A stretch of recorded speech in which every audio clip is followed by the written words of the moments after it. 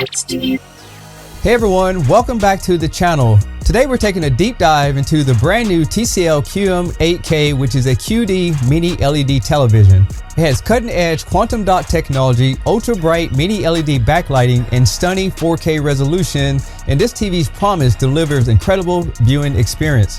Whether you're a movie buff, a gamer, or just love to binge watch your favorite shows, this QM8K could be the upgrade that you've been waiting for. This TV has plenty of inputs, including two HDMI 2.1s, two HDMI 2.0s, and it does have an ATSC 3.0 TV tuner for those 4K over-the-air channels. Now this is part 2. I already did an unboxing, a gaming and setup video, so make sure you go check that out right after this video. But today we're going to talk about the picture quality.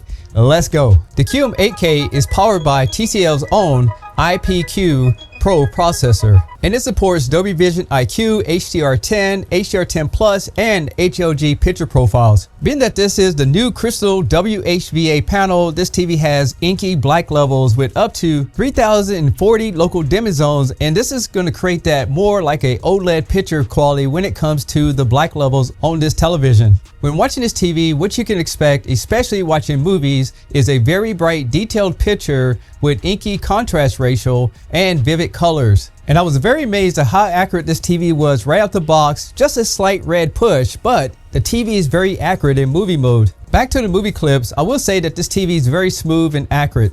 Now I'm going to show you a motion test later on in the video so you can see how well it performs, but just watching these demos, you can see that this TV would be great for movie night for you and your family, and this TV is available from a 65-inch all the way up to a massive 98-inch if you want to get the biggest and baddest experience. As we all know, movie mode is the most accurate when watching your television, except for watching sports, of course. But here's some different picture profiles in SDR mode so you can see what it looks like as we select through the different options so you get an idea of how it performs.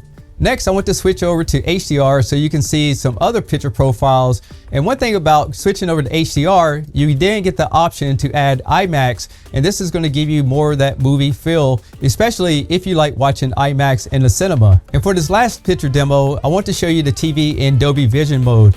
Now, Dolby Vision Dark is ideal for nighttime, Dolby Vision Bright is ideal for daytime, but then again, you can go in here and select which picture profiles is bright enough for you, and keep in mind, you can always make adjustments to it once you get a profile selected. For all you sports fans out there, this TV is going to be great because the motion is fantastic, and again, I'll show you that a little bit later in the video. But one thing, when I was filming this footage, the sports was just extremely bright, so my camera was having a hard time filming it. But the main thing you should know is that the content in sports is recorded different ways. In my opinion, I think this TV looks great if you have a high bitrate content. But let's be honest, some sport events just not recorded that good, but this TV does its best to clean up the image. So far, I showed you demos, movies, and sports. But now, it's TV testing time. For this first test, let's check out how bright this TV actually is. Now I'm just going to use the microphone, this little DJI camera, but right now I have the TV in SDR mode and it's in vivid. And as you can see here, we're reading 2880. That is a bright television. But let's go through some of the other picture profiles here. So we got standard, see it dropped down quite a bit. We're looking at 206.7. Let's drop over to sports. And that brought us up to 734.2. Next, we have it in filmmakers mode. And as you see there, it dropped down to 194. And then we'll go down to movie. So we're looking at about 522.2. Next, we have game. And that brought us to 793. And it's moving around just a little bit. And the last one I'm going to use is intelligent settings. And this is where the TV selects itself automatic. And it brought us up to 831. So next we're going to try HDR, and I'll just read off the measurements right here. In vivid mode, we have about 26, which is pretty bright. Go down to standard mode, almost 29. Sports mode, about 25. Filmmakers mode, 26. Movie mode drops down to about 17, as you can see right there. And then HDR does have IMAX mode. So there's the IMAX right there. And we're looking at about 17. Again, very bright. And for Dolby Vision, as far as brightness, again, it's at 100%, looking at around 1741.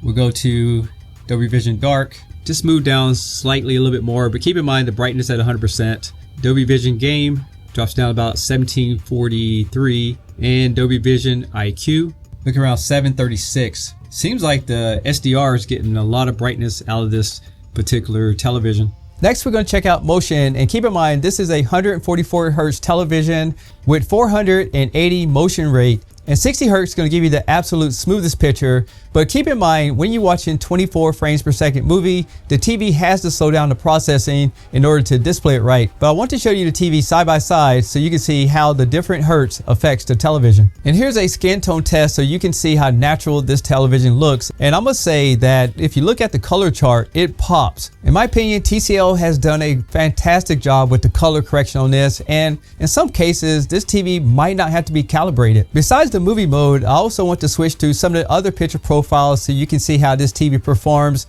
in the skin tone test, and seems like every setting looks absolutely amazing. You just have to select the picture profile that works for you. Switching over to the dirty screen effect test, I would say that there are some areas of the screen that are not perfect.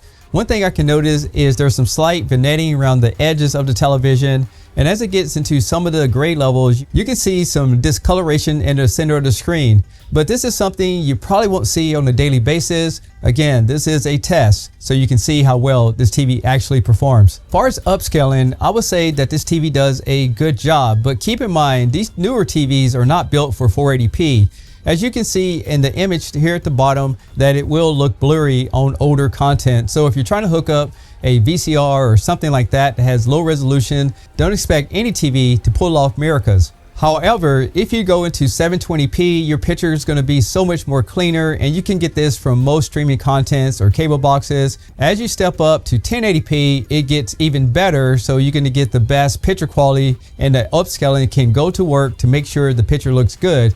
But as I always say, 4K is going to give you the best picture quality possible, and you can get this from streaming services like Netflix 4K, Amazon Prime Video, and services like Hulu, but these are paid services. Now, using an external device, I also want to point out that this TV has plenty of zoom features. So if you get in those letterbox and you want to stretch the picture, it's not what it's made for, but you can see this TV has plenty of options to magnify the image.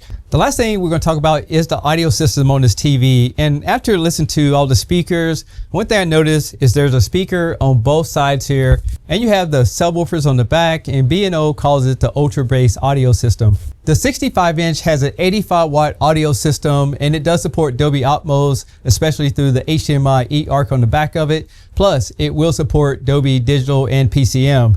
Now let's take a listen to it, and just keep in mind, this is a recording. This is a Tech Steve test to see how good this TV sounds. I think I found my favorite distraction. Comes to my pros, I don't play by the rules, I switch up the flow. Hey, chill on the weekend, give X's and O's. She in love with the kid, I ain't texting the phone.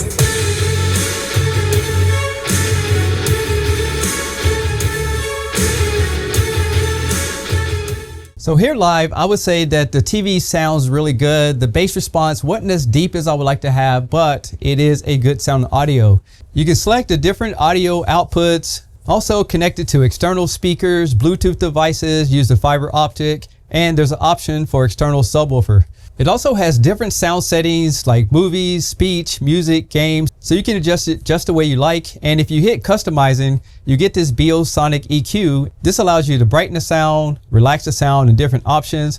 Plus, this TV does have a few other settings in here, so you can adjust the audio to your likings. Overall, this video was made to help you guys make the best buying decision, and that's why I test TVs out and let you see what I see.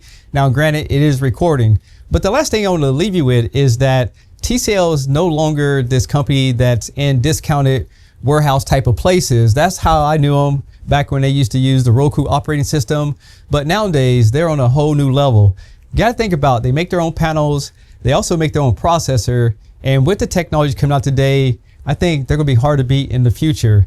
Now, if you look at TVs in general, Samsung is the #1 sold TV in the world. TCL has crept into second place, so that means something, that the TVs that they're making are pretty premium and are catching up with some of the highest competition out there. But when it comes to this QM8, this is going to be a TV that I think a lot of people are going to enjoy if they want a higher end television but it comes at a cost.